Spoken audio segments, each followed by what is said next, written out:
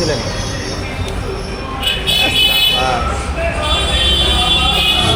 আসুন আসুন।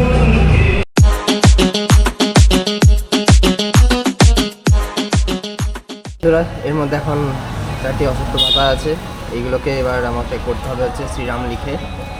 এই হচ্ছে কালার, এই হচ্ছে পাতা, তুলি, জল, সমস্ত কিছু রেডি আছে। এর মধ্যে একটু এখন আপাতত জল আছে, তো জলটা মোটামুটি একটু শুকিয়ে যাক, তারপরে আমি শুরু করবো, নচেত রঙটা ঠিক ধরবে না। তো একটা ন্যাকড়া থাকবে, ন্যাকড়া দিয়ে মুছে দিলে জিনিসটা ভালো হবে। যা এই ছেলেটা ঠিক কাজটা যখন মানে নিতে আসবে তখন আমাকে বলবে চাপটা দিয়ে চাপ দাও, ওকে বলেছিলাম আমি চাপ দেওয়ার জন্য, আমাকে এইভাবে চাপ দেয়। চালিয়ে যাও।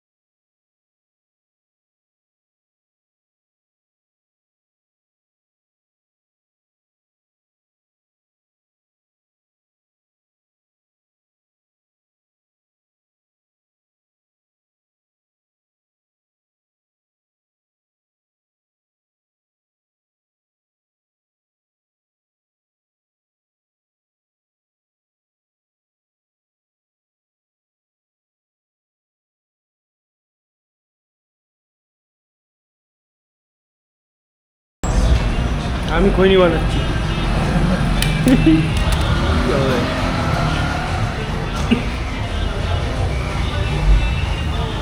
এই চুমকি বসাবে তোমার আগে বলো তো বাজেটটা কত আছে এখানে?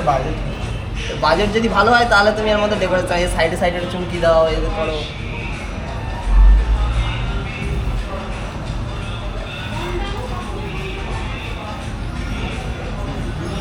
আমার মনে হয় দিয়েই দাও, বুঝতে দাও।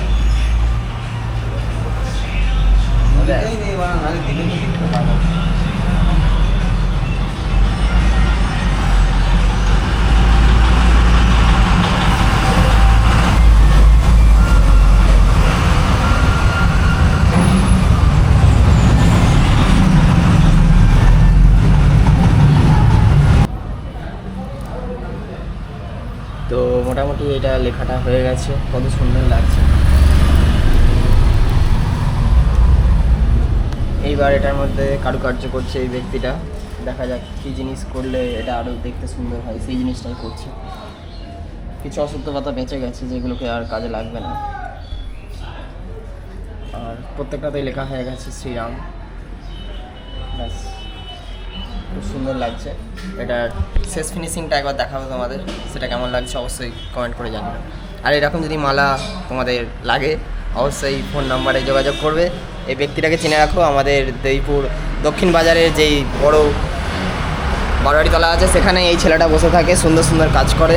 ফোন নাম্বার স্ক্রিনে দেওয়া রইলো, ওখান থেকে তোমরা যোগাযোগ করে সমস্ত রকমের ফুলের অর্ডার নিতে পারো। Thank you.